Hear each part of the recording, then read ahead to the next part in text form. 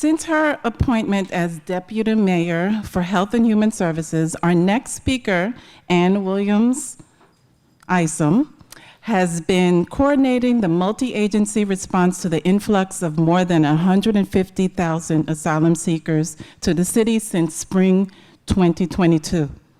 As a former Deputy Commissioner at the city's Child Welfare Agency and the former CEO of Harlem Children's Zone, Deputy Mayor Williams-Isom is uniquely suited to navigate our way forward during this significant period in our industry. Please join me in welcoming her to the podium.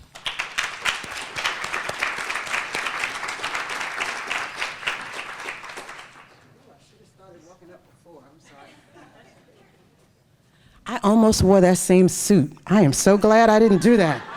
Y'all would have been like, is that the only suit she has? So I'm glad I didn't do that. Liz, you gotta remind me about that.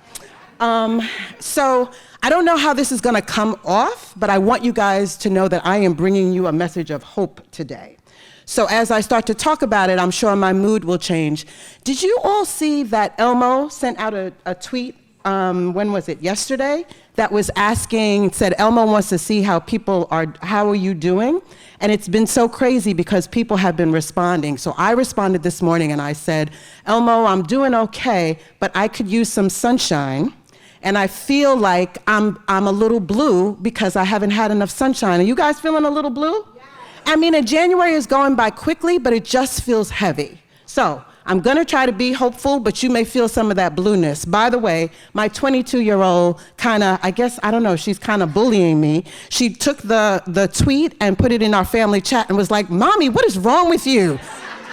I was like, are you bullying me for saying that I have blue? But we'll work on that. We'll work on the 22-year-old.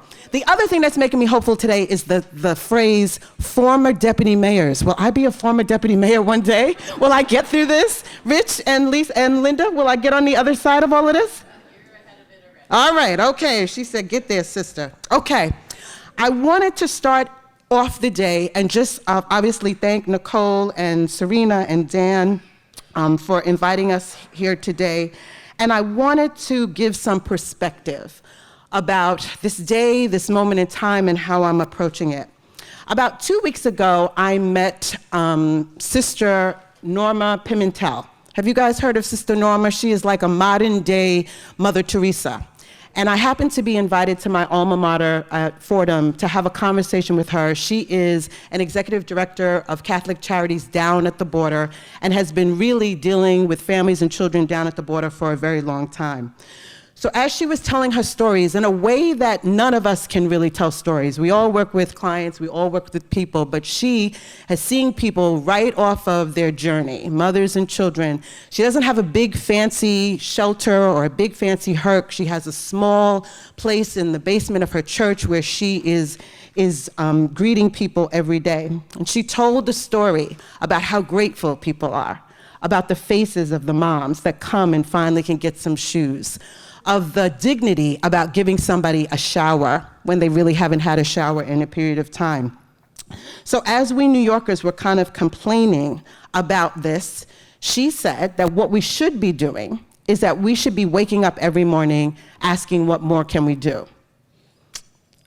Kind of threw me off. I felt like we're doing a lot. We're all complaining about, wish we had more money, wish we had more resources, wish we had that. But she challenged us to say, what more can we be doing? And that we should go to bed at night exhausted.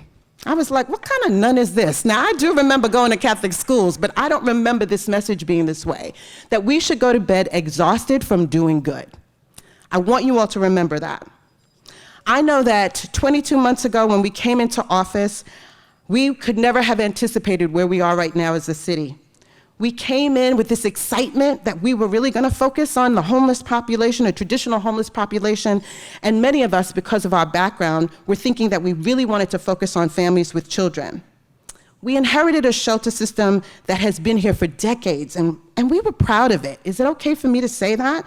But that we knew that there was improvements and we wanted to do more.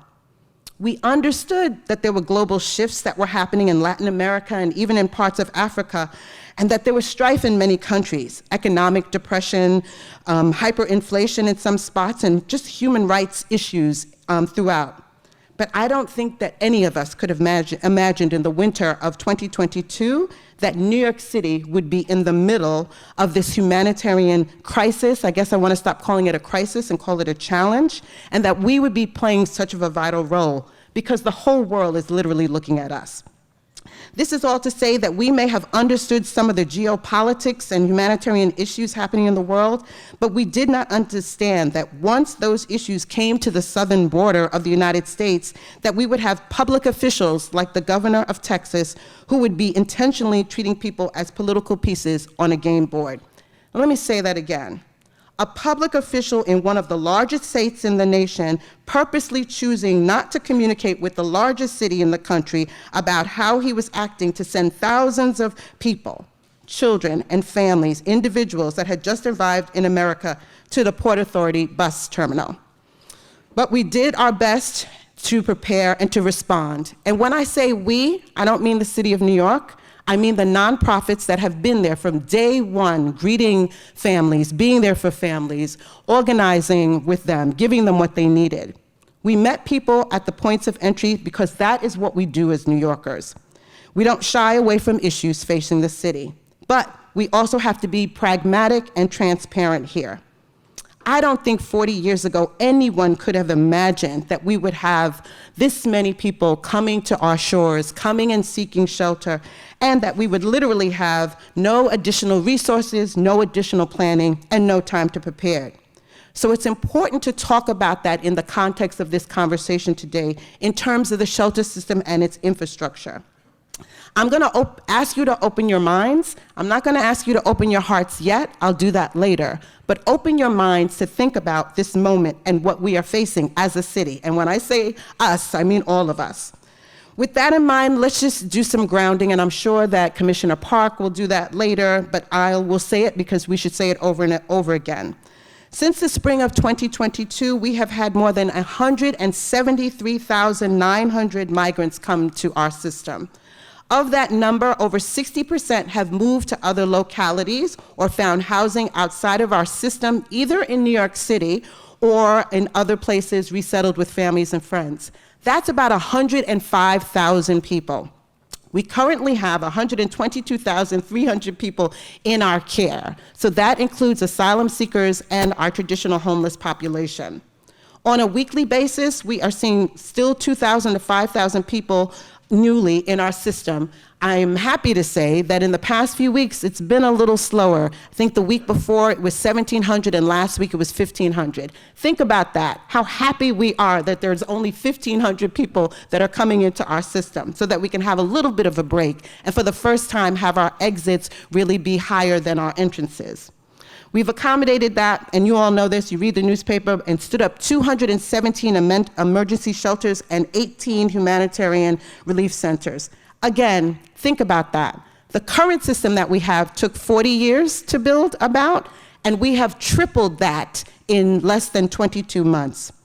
If any of you have been to the Roosevelt Hotel, I was there with Linda a couple of weeks ago, and she told me you were there for a wedding with someone like many years ago, right? And now it is Kristen Meisner, and now it is the new Ellis Island. I see 500 people coming through that intake center every day. I want to underscore one thing here too, is that no matter if you disagree with what the city has done and you disagree with our policies, all of the officials converging on this issue have built this system and are working hard because they care. City agency workers, community-based organizations, house of worships, all working together.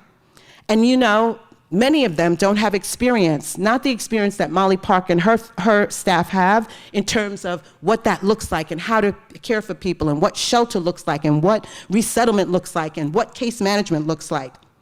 Ultimately, though, it's what New York City is all about, coming together to face challenges. It is in our DNA. We have acted in the absence of robust federal support, and the federal government, just so that you all know, because I know y'all are always throwing shade on the federal government, they have given us approximately $150 million, only $150 million when we know that we are spending billions of dollars. The state has acted to help us, and we so appreciate the funds and the support that they've given us with the Legal Application Center. And you all know that additionally, the government has put $2 billion of support into the state budget. We're concerned that it's going to be a tough legislative process. We're going to need your voices to make sure that those funds come to New York City. And we are also optimistic about their promise to resettle 1,200 families. The bottom line is this, though, and I know you know this, but that this is a national problem and requires a national response. No single city, Denver or Chicago or Massachusetts, should be dealing with this all alone.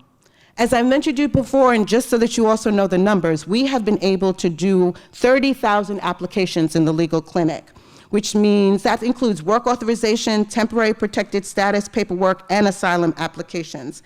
And out of that, the work authorizations are over 12,000 that we've been able to do, which is amazing and we are proud of. Because the faster we can help people find a pathway to work, the faster we can build a foundation to self-sufficiency and to support them and their families. We know that the American dream is big enough for everyone, yes?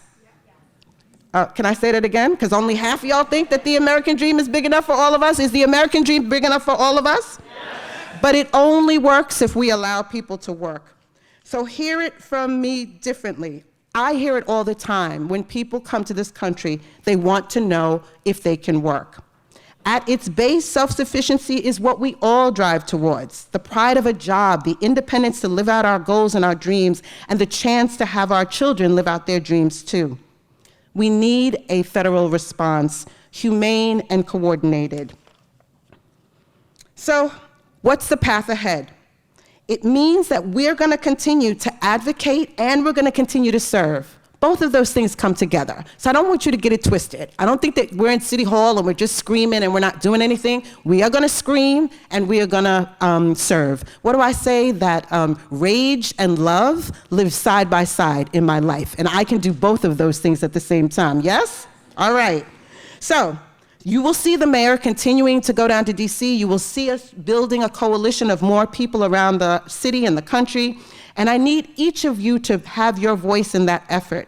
Many of you are advocates and in this way before many of us at City Hall. So I need you, as much as we get on your nerves and you don't like us, to continue to push us and to continue to advocate with us. We need aid, we need speedy work authorization, and we need expanded parole. Just because the federal government is not stepping in does not mean that we cannot step back. We have to continue to respond. After all, this is a humanitarian crisis. Let's not lose sight of that. No child or family should be sleeping on the streets. No child should see the images of even Sister Pimentel with her big heart has young people sleeping on the grounds and on the floors in her church basement.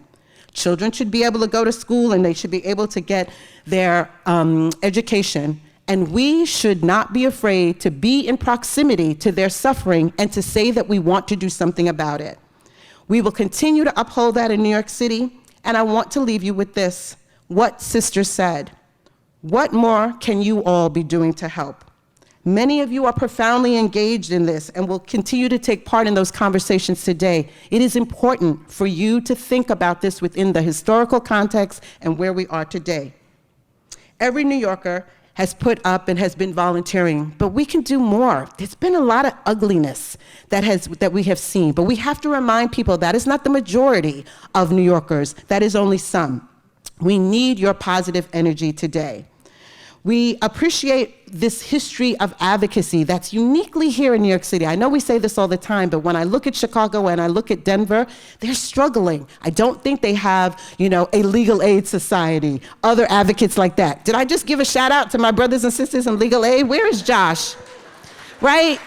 I mean, I know he doesn't want to claim me, but I spent a lot of time on the phone with Josh, going back and forth and gives me good suggestions. He does get on my nerves, but I know that he cares about the people in this city, and that history of advocacy is something that we should be proud of, yes? So, for many of us, this is personal. We have our own immigration stories, whether we're first generation, second, or third. We are grounded in those roots, and we recognize the richness that New York City has as a city of immigrants and as a country of immigrants. And so even though when I wake up and I'm feeling a little blue, I come today with you with hope, and I ask myself, am I doing enough? Am I sleeping too well? Am I exhausted at the end of the day from doing good? I want us to do more in New York City and lead the nation in this, because that is who we are. I want us to be forever resilient, compassionate, and pragmatic in this particular challenge that we are facing. Thank you so much, and God bless you all.